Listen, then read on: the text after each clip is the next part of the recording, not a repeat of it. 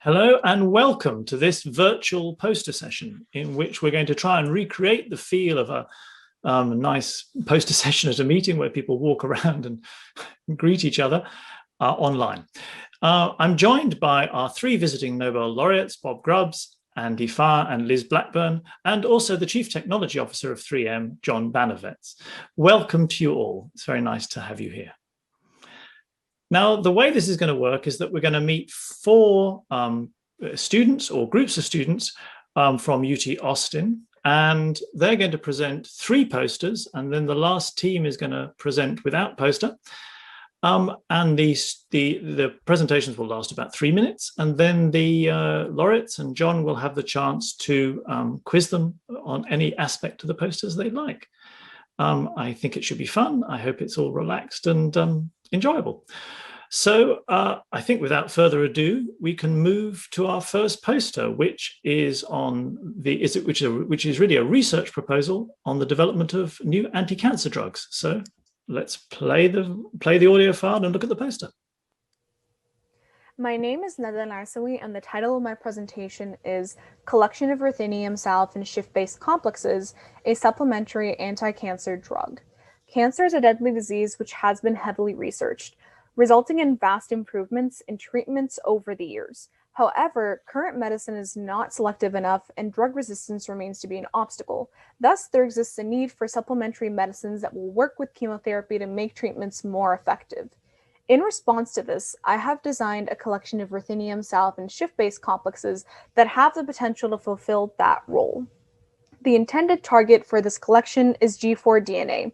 By selecting a new target, the drug resistance will decrease. A cationic salve and shift-base was chosen as the backbone of this drug because of its inherent antimicrobial and anti-cancer properties, as well as its G4-DNA binding affinity. The metal center was chosen to be ruthenium for its selectivity, iron mimicking capability, several oxidation stages, and DNA binding affinity. End donor sites were used as bonding sites for ruthenium to the complex and its ligand to increase stability. Additionally, the biimidazole ligand was added due to its anti-tumor properties and its DNA binding properties. The complex has an octahedral geometry because it increases enzyme inhibition. The variation between the complexes is the position of the chlorine, which is the leaving group. However, all structures remain to be symmetrical. The leaving group serves the purpose of increasing binding with G4-DNA. The proposed synthesis for this complex is a three-step process. In the first step, reagents are combined, then refluxed at room temperature for 5 to 6 hours. The resulting precipitate is then collected. In the second step, the precipitate from the first step will be added dropwise to reagents, stirred, then refluxed for 6 hours in a water bath. The resultant precipitate will then be collected. In the final step, a solution of the precipitate produced in the second step and by imidazole and ethylene glycol will be refluxed for 6 hours. Water should then be added after cooling the solution. While stirring, aqueous sodium hexafluorophosphate should be added and filtered. The resulting precipitate should then be collected, and column chromatography should then be used to purify that solid, which is the complex. This complex should bind to G4-DNA in a sandwich-like binding mode. One complex will bind on top, while the other will bind from the bottom. The properties of this complex will be tested by PCR stop assay, which will assess its G4-DNA binding properties, and the alkaline comment assay, which will assess its cytotoxic and genotoxic properties. Thank you very much indeed. And Nada, welcome. Nice to meet you. You are a member, like all of the poster presenters, of the Undergraduate Research Forum at UT Austin, and like them, your poster has been selected for presentation here today from the competition that was held last week. So congratulations. I think there's some organometallic chemistry right in the center of this. And Bob, I think I might come to you first. Of course, okay. Why don't you fire away with questions? Yeah. Okay. Thanks, Bob Grubbs. So yeah. So it looks like the synthesis is pretty well worked out. So this is something that's been more or less done before. complexes have been made like this and using this procedure? Hello? Nada? Oh, sorry. You're muted. Yeah, so I use similar syntheses to plan this out. For the first Mhm. step, the main thing was finding a similar structure as the second compound, but without the two halogens on it. And then I used Mhm. another resource to find out how to include the halogens. Okay. From there, most things are pretty similar except for the addition of the halogen. And for the last step, I focused on reactions that had to do with ruthenium binding to the end donor sites and the imidazole ligand. Okay. Okay, and then in terms of how it reacts, and so is the mechanism an intercalation mechanism? I'm honestly not sure. Okay, because you show it sitting on top. I would imagine it might intercalate.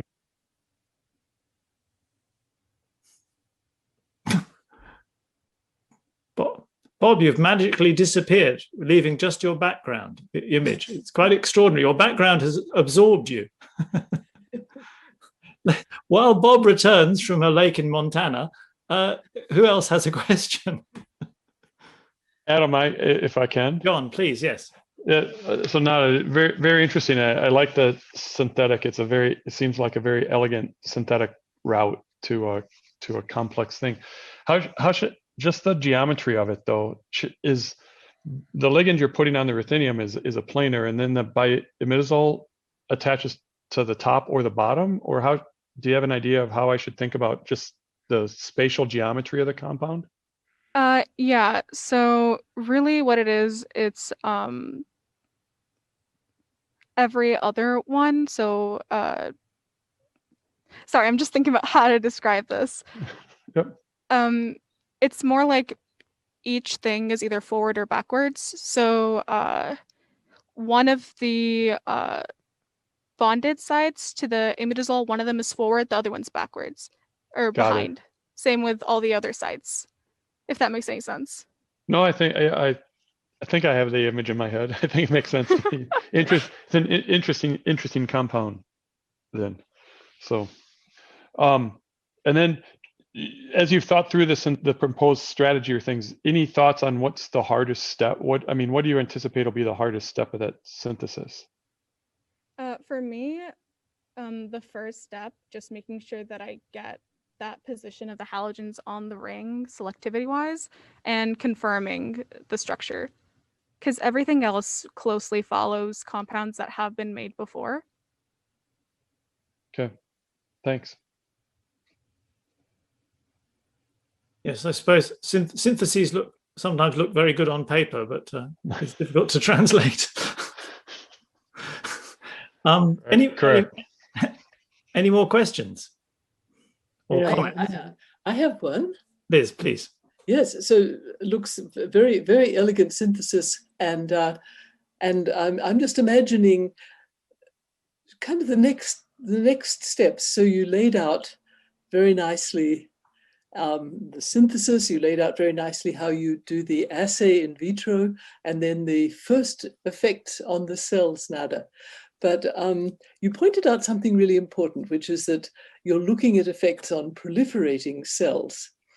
And one of the big battles in cancer drugs is to try to target the cancer cells and not the cells in our body that we want to have proliferating. For example, the ones that produce, billions of blood cells every single day, the stem cells of our blood system. So I'm thinking, if you went beyond your compound into thinking about how could you make it get into cancer cells, but not into the cells that we don't want it to get into, because we know if you inhibit telomerase, you do affect the ability to produce all the blood-forming cells. So I was just thinking, as a chemist, how would you like to do the next thinking on the basis of you're launched by this really nice compound and you want to launch it into something that might be useful as a drug in the human body? Have you had a chance to think about that, and what are your thoughts? So I honestly have not had the chance to really give that much thought. I think just being more informed by performing tests on normal human cells versus cancer cells, and then from there trying to fine tune aspects of the drug. Right. Yeah. I think targeted delivery, I think, is the name of the game. And do you know if this drug will get into cells? It looks like it would from the chemistry, but what do you know the sorts of things that make a molecule more or less likely to go into cells? Honestly, I'm not really sure, but the target that I do have in mind is specifically G4 DNA because of telomerase inhibition. Right, and that was really what I was getting at, that a lot of cells that are not cancer cells in our bodies do need telomerase. And so I was just wondering, as a chemist, are there ways that you could think about, okay, I anticipate this is going to be the problem, so what would I do as a chemist? So I'm kind of going beyond this very nice molecule that you're proposing to synthesize into the next stage. And this is Bob. Since it's a modular system, it'll be easy to make derivatives and do medicinal chemistry. Right. So once you find a hit, one can work around it. Great. Yes. Thank you. Any more comments or questions? Or Andy? I mean, as a very naive person in this field, so can we actually predict? Nobody's ever made this molecule before. Can we predict what molecules are going to bind to DNA? Or it looks like that would be a very interesting piece of news in and of itself. Just the predicting that something will bind and making it and having it bind. That must be both a joy and an amazing capability. Nada? So there have been other compounds that have been able to bind to G4 DNA, and that's really how I got the binding mode from my fourth figure, which is that it would bind on top and underneath G4 DNA. Does that? I'm not sure if that answers your question. Well, I guess the question is, what are we totally confident? Are we mostly confident? And can we predict without ever making a molecule what's going to bind and what's not going to bind, or do you really need to make it and find out? I guess that was my question. I'm sure that we can mostly be confident in whether or not it will bind because of certain properties that they have, but the only way to really confirm it is to test it out. That gives me, clarifies the world of chemistry. It's really neat chemistry. Yeah. Fortunately. Sorry? I said fortunately. Fortunately. The world really needs chemists, so I said fortunately. It's true. Well, thank you very much indeed. Nada, I think you've done marvelously. I think as an undergraduate to be quizzed by 3 Nobel Laureates and the CTO of 3M, that's quite an experience. I hope it's enriched your research, and it's been a great pleasure meeting you. So thank you very much indeed, and congratulations on your poster. Thank you for having me. And so now we move on to the second poster, which is called Caffeinated Coli. We have 3 presenters for that one. Please, let's roll the audio clip. Hello all, we are from the Micropackers research stream, and we will be presenting our work on the Caffeinated Coli educational kit. Today, there are a variety of educational kits in the market that focus on general physics, chemistry, electronics, and so on. However, there are very few kits that teach synthetic biology concepts in a hands-on manner. This is because synthetic biology often requires sterile environments, specialized instruments, and sensitive reagents that most educational kit buyers don't have. Tian Wen, a former Micropackers researcher, proposed that an existing caffeine bioassay be developed into an educational kit for high school students, who often lack the resources needed to practice synthetic biology. This bioassay can measure methylxanthine concentrations in liquid media based upon bacterial growth. To turn the assay into a kit, we plan to use only 1,3,7-trimethylxanthine, otherwise known as caffeine, and its corresponding strain, pedicaf ABC E. coli. With the hope of enabling high school students to practice synthetic biology, we developed an interactive educational kit based on this caffeinated coli bioassay. The kit includes supplementary curriculum for concept comprehension, as well as the reagents and materials needed to run the bioassay. We recognize that not all schools have access to a negative 80-degree freezer or similar types of equipment.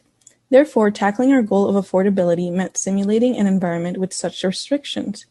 We designed our kanamycin longevity experiment around the idea that it is likely that these reagents will be stored at around room temperature, and sterility will be provided by no more than a Bunsen burner. We grew resistant and non-resistant strains of E. coli under these conditions and found that high school students can maintain viable kanamycin for at least 21 days.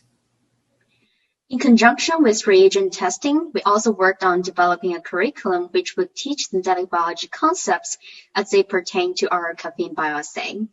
Currently, the curriculum includes lecture readings, interactive questions, lab protocols, and a recommended timeline, which can be adjusted according to each instructor.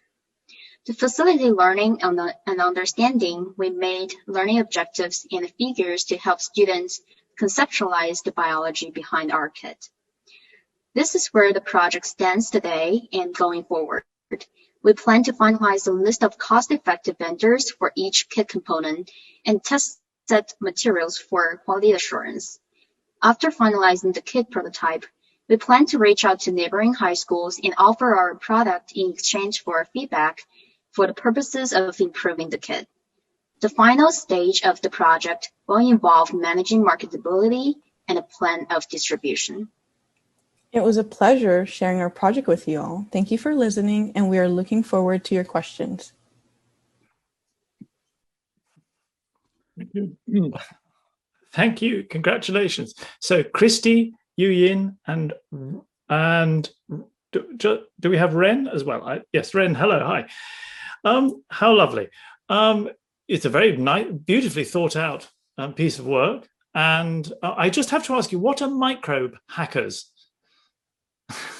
You're all microbe hackers, but what is a microbe hacker?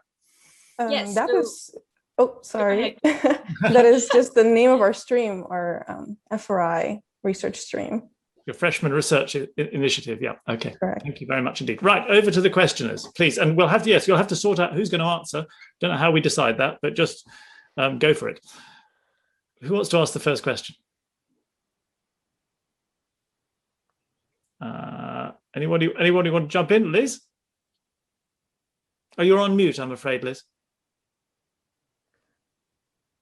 Yeah, very, very nice. I think your students in the classroom will be fascinated to see, well, how is this really working? And I know you're in the process of finalizing the curriculum, which is explaining the biological concepts behind it.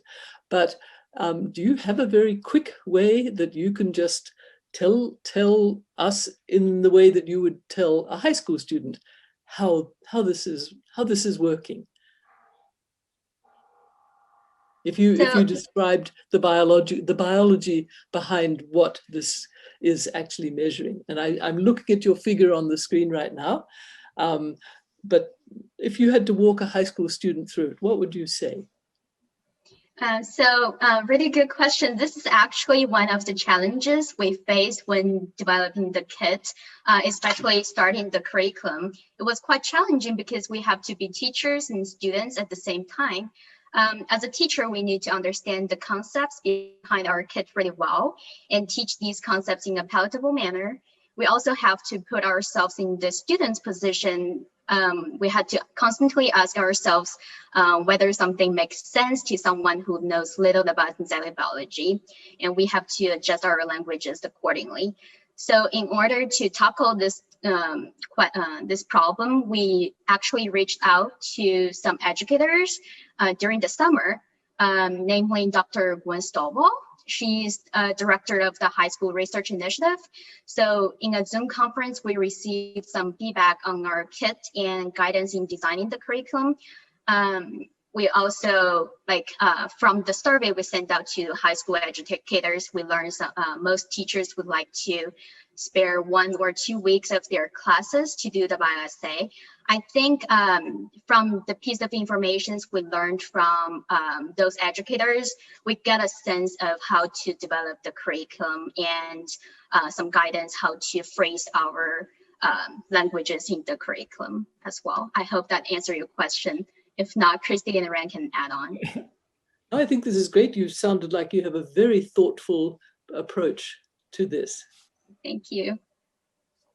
But does anyone want to jump in and describe the biology as you would to a high school student? Sure, I can go ahead and take a crack at that. So essentially, the E. coli that we have is oxytrophic to guanine. So it cannot support itself and cannot grow in regular M9CG media. So to combat that, we gave it a special plant. Well, we didn't do this, but the creators of the assay itself gave it a special plasmid, PDCAF ABC, which allows it to use caffeine or any xanthine, any methylated xanthine, as a source of xanthine, which it can then turn into guanine through the xanthine recovery pathway that E. coli naturally has. So in essence, this E. coli, although it cannot survive on its own, is able to eat caffeine and grow using what we feed it. So that is how we grow this E. coli, and that's basically how we'd explain it to the high school students. And would you talk about how much caffeine is going to affect the growth? Sure. So these, it's a very small amount that we deal with. We deal in a range from 0 to 500 microliters per milliliter of media that we're giving the E. coli. So it's pretty tiny amounts of caffeine. And so what will be the readout? So at the end, you'll get concentration by how many E. coli, is that right?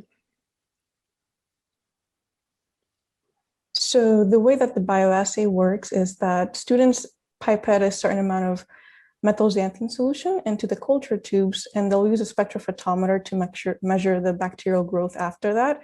So hopefully, if they do this well, they should receive a standard curve. And from there, you can just receive it has a lot of applications, so they can either have an unknown. That is a plan. We hope for the teachers to create unknown solutions so that the students can use their standard curves and measure how much methylxanthine is inside of their unknown tube. And if I put my cup of coffee in there, yeah, I'm wondering, would the milk interfere with the assay? Yes, so this project has definitely been upgraded since its original conception, because of course there's xanthines in a lot of different substances that are not just caffeine. So there is a whole, what's it called, a suite of plasmids, A, B, C, A, B's, like every single combination of the different xanthines that this caffeine can eat. And so we have refined the assay since its creation, but we don't have the ability right now to give that refined assay to the high school students. So we thought we'd just start them off with something simple. So long story short, yes, it might interfere with the exact concentrations you'd receive with this primary version of the assay, but we would be giving them their unknown caffeine, I guess, separately this time around. Okay. Yeah, but it is a teaching moment because assays always have interference and things like that. So you could turn that around into something that then shows, how important in real world assays it is to know that things can interfere with a perfectly good assay, but there are complications. So you might want to, because I think everybody will think caffeine coffee. So they might try this out. Andy, do you want to? Yeah, I mean, I very less sophisticated version of Liz's question, but I'm also wondering, do you have a way that the students can use the system to do discovery now as high school students? That is actually a future step, hopefully. Originally, last summer, we planned for this to expand outside of the classroom. When we spoke with Dr. Stovall, she actually kind of told us hey, maybe this could be used in independent inquiry programs for high school students. And definitely, if they want to, maybe if this bioassay was more sophisticated, they could measure xanthine concentrations may be in the water that is causing pollution or in the soil. So that's definitely like a possible application for the kit. Yeah, that's great. I mean, and so they can try and use it as an environmental measuring tool, essentially. Or a nutritional one. Yeah, seriously, it's very nice. Multifaceted. You'll create a generation of high school explorers. Nice. John, did you have any questions you wanted to put?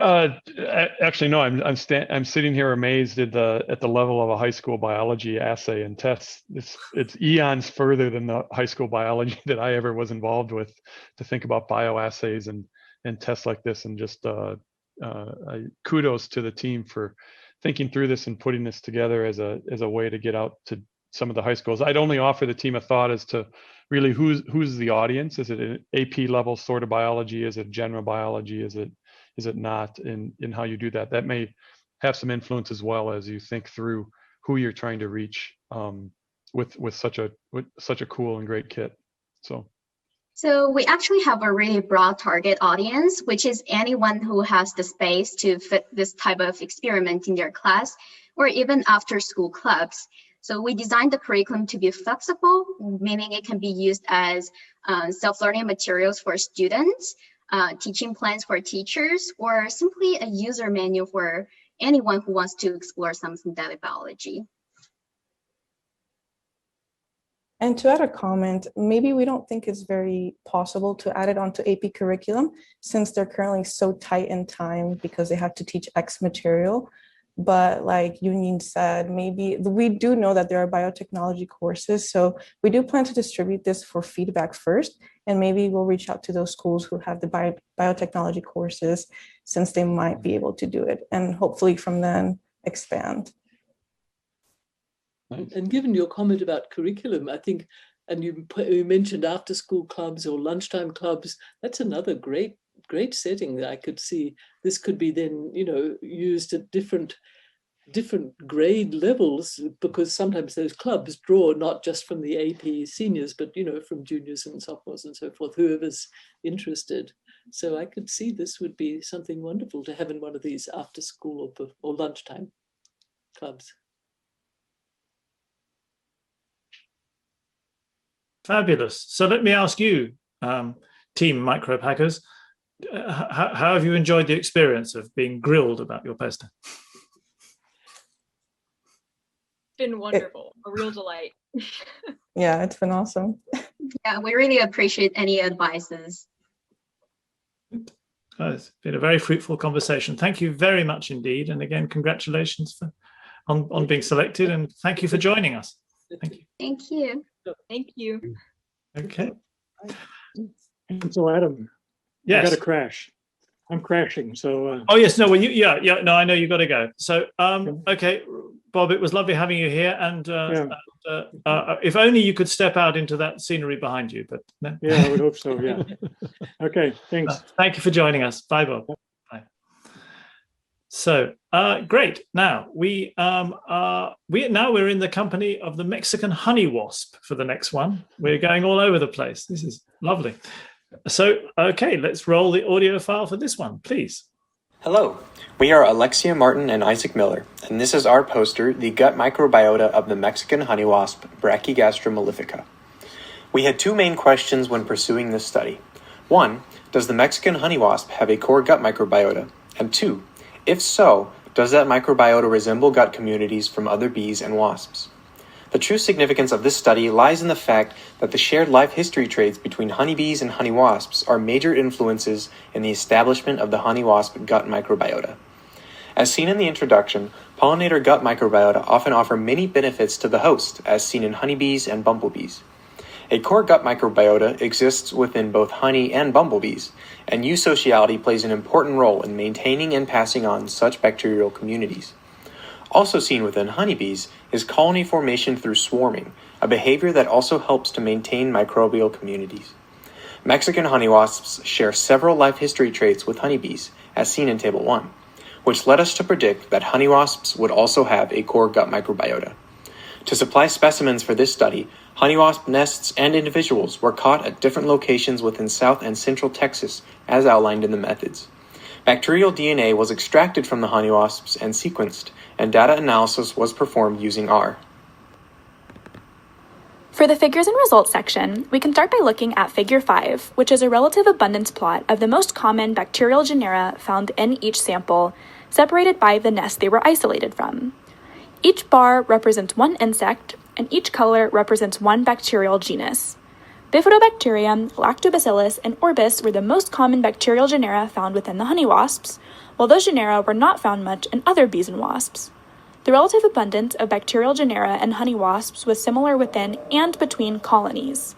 Figure 5 shows a Bray-Curtis plot in which the honey wasps cluster with each other and not with the other bees and wasps. In conclusion, the results confirm the presence of a core microbiota within the Mexican honey wasp, with Bifidobacterium and Lactobacillus being key members. Orbis was only present in some nests, indicating it may be nest-dependent. Additionally, the gut bacterial profile within honey wasps was different than that of other bees and wasps. Because honey wasps were collected across Texas over 3 years, the findings of this study are geographically and temporally consistent. In the future, this dataset will be further filtered before publication, and the results of the study will open the door for future studies on the interactions between honey wasps and their gut bacteria. Thank you very much indeed. And Alexia and Isaac, lovely to meet you. Thank you for joining us. Congratulations on your presentation. I'm just so impressed by the precision required to sample the gut microbiota of the Mexican honey wasp. I mean, how you do that experimentation, I don't begin to understand. But anyway, right, over to the panel for questions. Who would like to jump in first? Just shoot. Andy? Fade in these guys? So, sorry, say again, Andy. Oh, sorry. Do you see bacteriophage in any of the samples? I don't think we've looked before for phages, but I imagine there would be some, just because like phages are everywhere. Right. Just curious. It could be honey phage. And are these bacteria? Are they the same as other bacteria? I mean, they're obviously Lactobacillus. They're of the same genera, but are they unique species that are probably present here, or do you think they're present more generally in other guts and things? Yeah, we think the species are new species because whenever we were assigning the taxonomy, they were pretty much all unassigned at the species level. But a lot of the bacteria are fairly similar to the bacteria found in other like bees that have core gut bacteria, like honeybees and bumblebees. Like honeybees also have Bifidobacterium and Lactobacillus, as well as bumblebees. And there's also this other one, Orbis. Orbis are found in other insects as well, like butterflies and dung beetles. So if you could take a sequence that was only in this species of known species, and then go looking through an extensive list of microbiota, which we call a metagenomic search, and you found somebody else's microbiota sample that also had it, that would be really cool.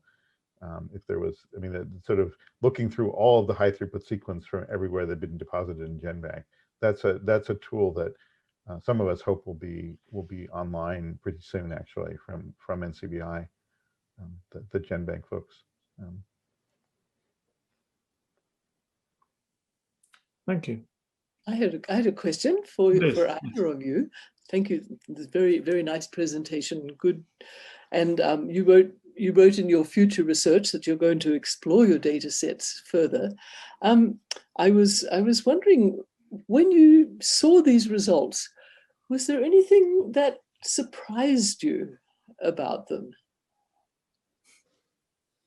I think we were kind of predicting that there would be a gut microbiota. And yeah, this data has been collected, like the original, all of the wet lab work was done by our professor, Dr. Joanne Hawley. And so during COVID times, since our lab had to switch online, I moved to doing the data analysis, and Isaac went on to do the background for the study.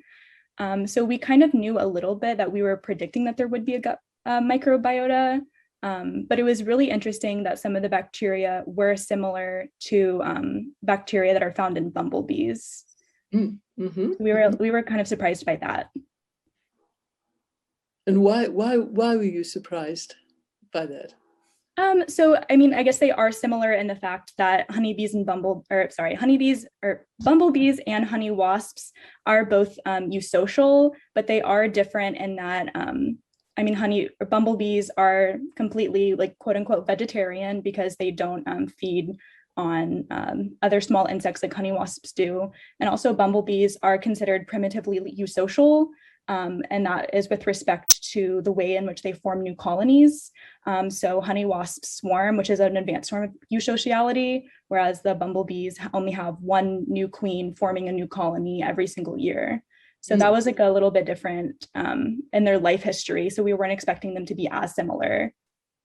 That is very interesting. Yeah.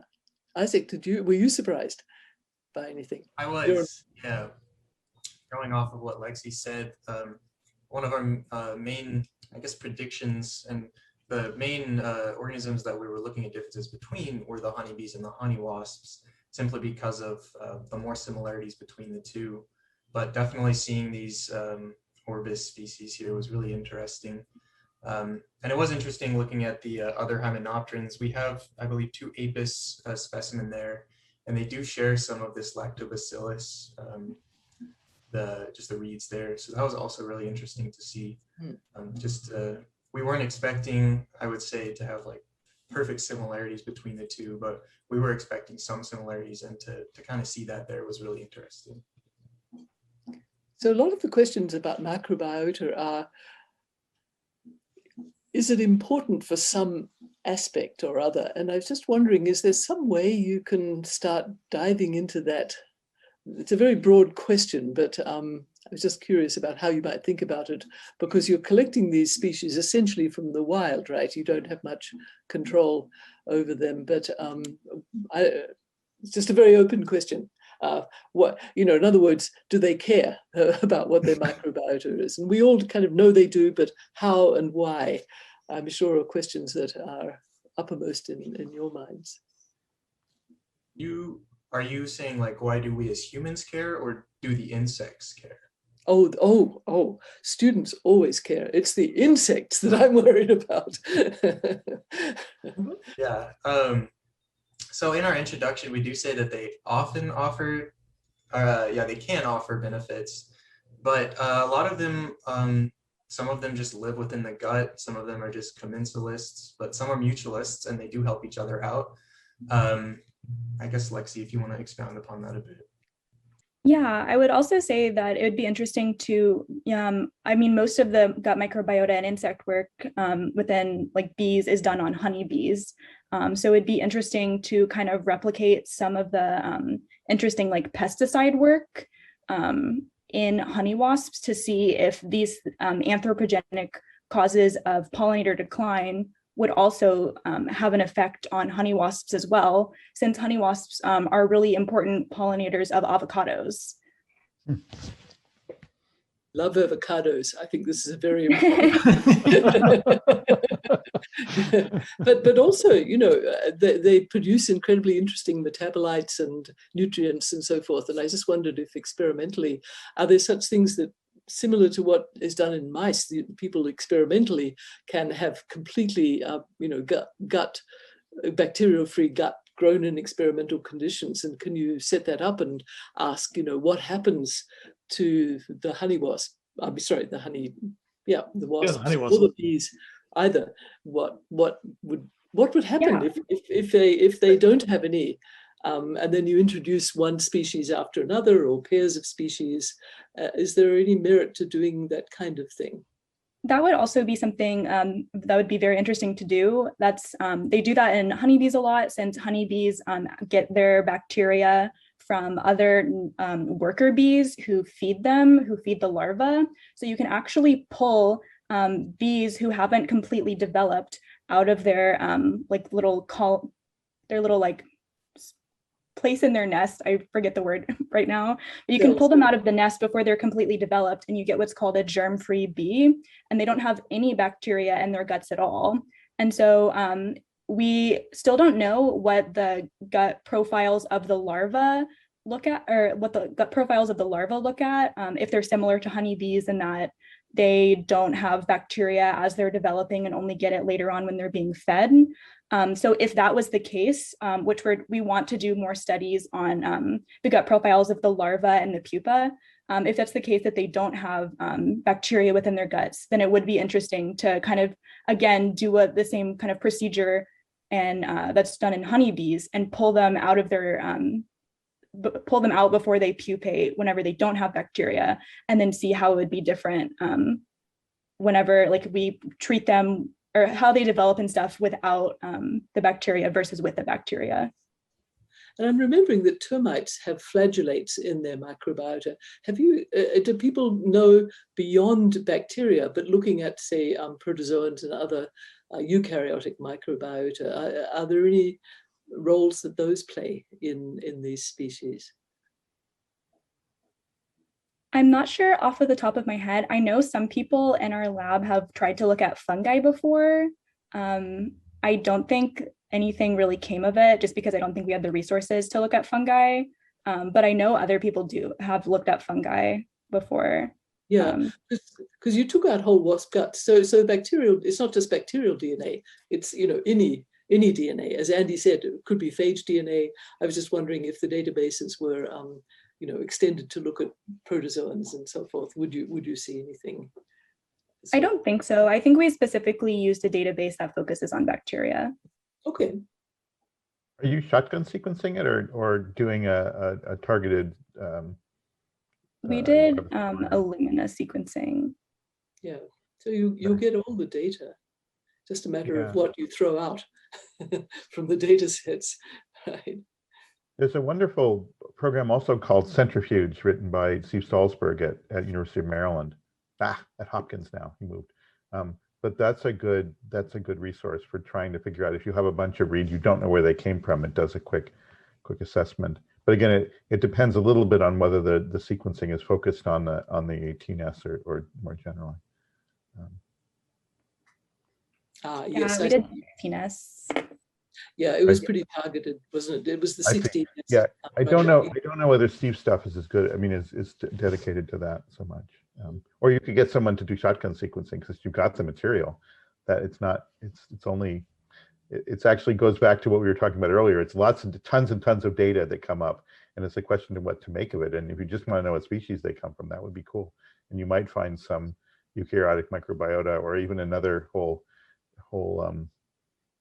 kingdom of life there sitting in the guts of. But bacteria live as endosymbionts inside ciliated protozoa such as paramecium. So you would pick up all of those bacteria, but it would be interesting to know, are any of them actually living inside protozoans that are living inside the gut? Right. I'm thinking of the termite precedent for having flagellates in its gut. And maybe that's part of the picture that needs to be understood. Thank you very much indeed. This feels just like a poster session to me. And who possibly could not love science when people get into detailed discussions of the microbiome of a honey wasp? This is fantastic. So, John, I imagine that that you don't want to be quite so specialized in your questioning, but would you want to jump in? To be honest, Adam, I would respectfully decline any other questions. That was a great discussion. I never would have guessed I would have learned about termites, microbiomes, and honeybees in this. I thought it was a fantastic discourse. I honestly, I don't have anything to add to it. Just the students did a fantastic job. I think it's a great piece of science. So it's beautiful. Thank you very much indeed. It was such fun. And thank you both. Congratulations again for being chosen. And thanks to all for the discussion. So we move now to our last presentation, and this one is from a different program. Oh, goodbye. Thank you. Oh, no, I'm not leaving. Oh. Sorry, I thought I was saying goodbye. We're losing people right, left, and center. This one comes from the Inventors Showcase program. And in this case, there's no poster, no audio file, but just a number of people. I think they're going to be 4 of you, but I'm not quite sure. Let's see. Let's have you appear on screen. Hi, we have Molly. We have Dante. We have Roberto. And we have G-Shell. I'm sorry if my pronunciations are all wrong, but I'm trying. And welcome all of you. Now, I know that you have a very topical project to present, placing us right in the midst of a problem that we're all facing, well, at least some of us are facing in the pandemic. So please lead us through your work. Hi, my name is Molly. I'm a member of Team Lucido. And so we were tasked in fall of 2020 to build a better mask. And so we were presented this problem by Dr. Nishi Vishwanathan. And we thought about this problem and thought about ideas and ways that we could solve it. And so something that over half of our team struggles with is we wear glasses regularly with our masks. And so it's a huge struggle. I'm sure most of you can relate to this, to when you wear the mask, your glasses begin to fog because they're really not compatible, which is very strange because most of the population, I feel like, can relate to this issue.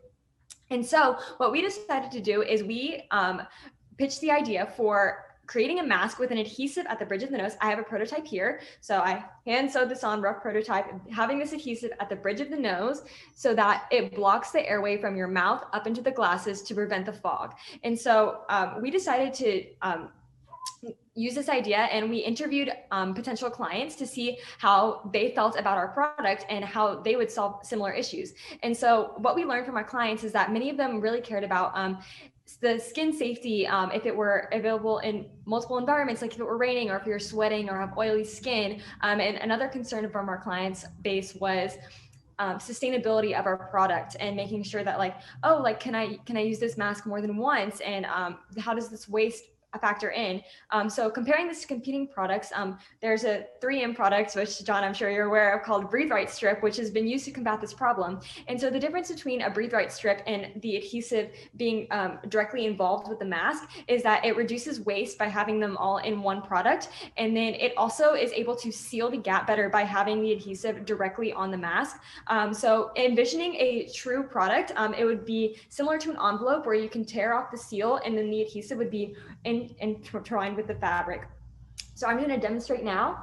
So we have the adhesive here, hot air, and it prevents the fogging to my glasses. And so that is the goal of this product. And we researched different types of adhesives, which another member will explain to you now. Hi guys, my name is Dante. And as Molly said, we used a 3M NextCare medical tape for our prototype. That's a waterproof tape and it binds pretty strongly to the skin, but it is very thick compared to most other medical tapes.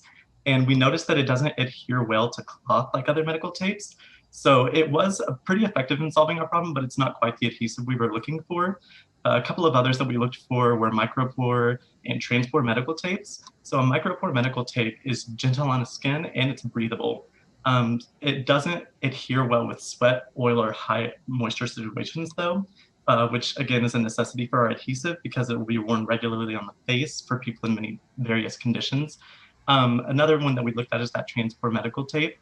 It's also waterproof tape and it has a grid-like pattern of tiny holes on it that allow sweat and other body fluids to pass through it. However, it's not good for people with sensitive skin, which as we conducted our interviews, we heard a lot of people mentioning that that would be a concern for them. So we wanted to find a tape that would be waterproof and sensitive to skin. So the tape that we've kind of settled on right now is a zinc oxide medical tape, known as high tape. Zinc oxide, it actually shrinks pores and absorbs excess oils. So when you apply that into a medical tape, the properties help the tape adhere to skin and resist slipping caused by natural oils. So the zinc oxide medical tape is washable, waterproof, and it stands up to oils and moistures, making it our #1 contender for our mask adhesive and future prototypes. Thank you so much for listening to our presentation. I look forward to answering any questions you guys have for us. Thank you, Molly and Dante. That was fantastic. And Molly, can we just ask you, is it comfortable to wear your mask? And how does it feel, the adhesive on your cheek? Right. So this is our second prototype. Our first prototype, we discovered that so we wanted to reduce waste by only having the tape on a certain area, so just above the nose. But we learned that that wouldn't be sufficient in preventing fog. And so with our second prototype, we have the tape that goes all the way across. There's a little gap here for the nose for some more comfort. And then this tape is actually very thick. And so we were considering, so this is about 1 inch wide this way, and we want to decrease that area for comfort. And then also, on my face, it doesn't feel too bad. It feels more comfortable than a Band-Aid. And the only thing about this is that it is not as sticky as we would like it to be. So I feel like that could affect the comfort of the mask and for future prototypes. But this one is fairly easy to work with and fairly comfortable. Thank you very much indeed. Okay, over to the panel for questions. I may know a few things about this, but I'll let Liz or Andy start with their questions. Yeah, I think this is great because for a whole year, this is what I've been grappling with. And I had a thought, because you said you wanted it a little bit more sticky. I mold a pipe cleaner. I get pipe cleaners and I just stick it on and mold it exactly to the shape. And then I actually just tape it on the outside because I have no pride. But but maybe that would hold it down firmly enough so that then your adhesive wouldn't have to be sticking too much. Because I love the idea that you've got a really impermeable, something that won't allow all of this. I go walking every day and I come back and they're steaming and I've tried almost everything, so I'm ready to get your get yours. I completely understand that. We actually did discuss that idea. Dante, would you like to explain more on that? Yes, so ideally our final product would be a cotton mask with that built-in wire, like you mentioned with the pipe cleaner wire, and the adhesive. So whenever we were interviewing our customers, they were saying that sustainability was a big problem for them. So they wanted something, we'd originally considered, maybe we want the adhesive to be something that you buy separately and you attach it to your mask as needed. But with sustainability into account, that seemed like a big waste. So we wanted to find a medical adhesive that would be directly attached to the mask and reusable. And do they wash okay? Yes. So there are lots of waterproof medical tapes that wash okay. So they're washable and they actually work well in a lot of environments, which is very nice. Yes, and more on the pipe cleaner. I'm so sorry to interrupt, Adam. More on the pipe cleaner. I have many masks myself with that pipe cleaner in because I wear glasses and that's something that I struggle with. And so this mask does not have that wire in, but when I was working with this prototype, I was seeing like, oh, combining those two ideas would be really effective for preventing the fog. Whereas maybe the tape on its own isn't 100% effective, and then the wire on its own is not 100% effective. But having them combined could really give you like the molding that you need to form to your face and prevent that fogging. We're thinking on the same lines. So I guess mask wearing has divided the world into two classes. There's those who suffer from it, and there's those like Andy who have no idea what we're talking about here. They're just.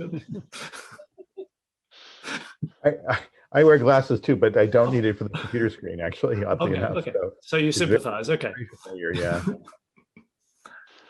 Hey, so just a couple comments from the dude from 3M. Your nose clip and your pipe cleaner and your adhesive actually make a lot of sense, because one of the issues is deformation of the adhesive in certain places, shear or peel. So as you go across your nose, you're changing the angle, and that changes the mechanical properties. So the wire, it makes a ton of sense, Liz, Molly, that it would work better with a wire or something that could help form it and help with the adhesive. Interesting comments on the adhesive itself.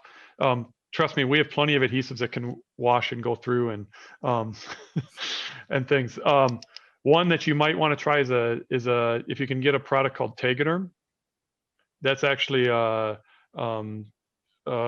it's a dressing for IV sites that we use, It's got a very, very moisture sensitive adhesive as well, would be one.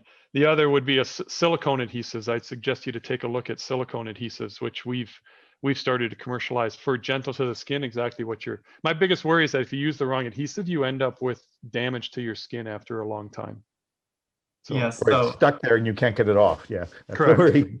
Yeah. As we were going through the different types of medical tapes we could potentially use, we realized this is really going to be kind of a trial and error with prototypes and various adhesives. So it's just going to have to be something to where we're going to have to keep trying it out until we find something that's perfect for us. Yeah, and you touched on it. One of the biggest challenges is what is skin, to be honest. Everyone's skin is different. And so you may test it, you may have a couple friends, but it's actually a wider, as you continue to do, you have to think about how you sample across age groups, different skin types and things like that. It's actually it's a really hard problem when you say what is skin adhesion, to be honest. But you guys are tackling it awesome. So. Yeah, so you mentioned 2 specific types of medical tape that I want to go into more detail on because I have some information on those. So Tegaderm tape, I'm so sorry about I live by a fire station. The Tegaderm medical tape, I do have some personal experience with, and that is a type of tape that has left like really like red blotchy marks on my arm, which is why that's something that I had personally wanted to steer away from, because I knew that if I had problems with it, then there are likely other people out there who had issues with it. And then the silicone adhesions, our research showed that they were more helpful for scar tissue healing as compared to like an adhesive for the skin. But we were considering maybe looking at that, but we were gearing more towards the zinc oxide high tape. Yep. Thank you very much. I would love to hear from Roberto and Gisela as well about how does this team work? Because there are 4 of you here. There are others in your team. How do you work together on this project? So these actually aren't the only members in our team. We have a few others as well. But essentially, this was I came here to support more or less those team members that actually did have the glasses issue, because I obviously don't wear glasses. However, I do know people that do wear glasses, and I realized that it was a very important issue because they complain to me all the time about having to how often their glasses fog up. So mainly I was here for research on adhesives and potential like how to address different people and problem solving and things like that, more than actual like what the experience. Thank you. And Giselle, you do suffer from the problems. Yes, very much so. When I joined this team, we were talking about like different ways, and I don't wear glasses often. It's only when I work and my eyes get strained. So this was definitely a problem for me and my other teammates who oftentimes do get the fogging of the glasses, especially when my family and I go for walks. I oftentimes have to like remove my glass to like get some of the fog away whenever it's hot. But yeah, we definitely wanted to tackle this problem where there's a large population of people worldwide that face problems with this issue, especially now with the ongoing pandemic. And maybe in the future we can like implement this in different ways in different parts of the world, and maybe even here in Texas as well. I think you can have a profound impact on a great number of people's lives if you can get this right. So thank you very, very much, all of you, for coming on here and presenting. It was a real pleasure to meet you, and a lovely project. Thank you. Thank you for having us. Thank you for having us. Thank you. Stay safe and wear masks. Yes, exactly. Yes. Yeah, it's a good advertisement for the mask. Quite true. So I just wanted to finish by asking you to just say, if there's 4 lovely presentations, you've all seen innumerable posters in your careers, innumerable people presenting them. Do you have any just quick words of advice, each of you, for people who are presenting posters? For what's a good thing to bear in mind when you're making a poster or presenting a poster? General advice. John, do you want to jump in? Sure, I can. For me, sometimes I think, like today, I know nothing of microbiology or the biomes, and so sometimes as people present posters, just always keep in mind your audience and trying to reduce it. I thought, for instance, Liz asked some great questions, trying to reduce it to simplify the point. So I would just think about the poster presenter is the expert, but the goal is to try to explain it as simply and clearly as you can. These were great posters though. So, but that's just something that I try to keep in my mind as I present and my teams present. Thank you very much, John. Liz, do you want to go next? Oh, you're on mute. We've lost your... I think that the simplicity in the poster is it's really important, and I agree with that. It's also a frustration sometimes because you want to know more. And something I've found that works is that people are ready with some extra little panels, sometimes hanging below their poster, that they can show you. Because you look at this and they think, well, you think, gosh, they've missed out this really obvious thing. And you can just say, well, you know, how did you approach this or something? And they say, look, and they can show you that. So I think poster sort of, it's almost two layers. There's the poster to just get across, this is a really interesting idea. And as John was saying, yeah, it's really nice to just convey and teach somebody. But a lot of people, you know, the whole point of posters is to delve into it as well. And so just having supplementary material handy, very handy to pull out and say, yes, look, this is what I did, will satisfy many of the people. You know, when I go to meetings, I know that's often something that you want to just understand a little bit better what it is they're presenting. But I do agree, the first presentation aspect should be simple and conceptual, and you should be able to walk past the poster and sort of take away what their main message was, even without having a long conversation. So I think that they did well. It was pretty good balance, I thought, that they had. Thank you. Andy? I just would put in a plug for a poster session. If you can get by the concern about presentation, it's a great chance to meet people that are doing and interested in similar things, and keep track of who you run into at a poster session at the same poster, looking at the same thing, asking different questions, because that may be somebody, the person presenting the poster, the person coming to your poster. All of those are valuable. So keep track of everybody you meet. That's a good point. And also, you learn a lot about somebody when they're explaining their poster. You actually are getting much more than, you know, if they give a polished talk at a conference, that's one thing.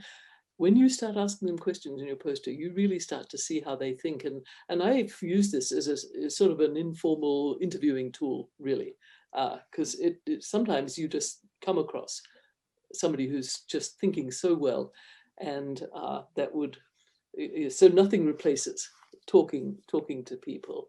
But I think this format worked okay. I mean, I think they answered our questions, and it was pretty good. Yeah. I'm glad you think that. I thought it did too. It seemed to me that real conversations were happening, and you know, and the virtual environment isn't the same, but it can work well. Actually, it's better than being in a room full of people yelling at the tops of their voices. It's really hard, and the room gets really hot, you know. So actually, this is pretty nice. That's good. Okay, well, that's a nice way to end.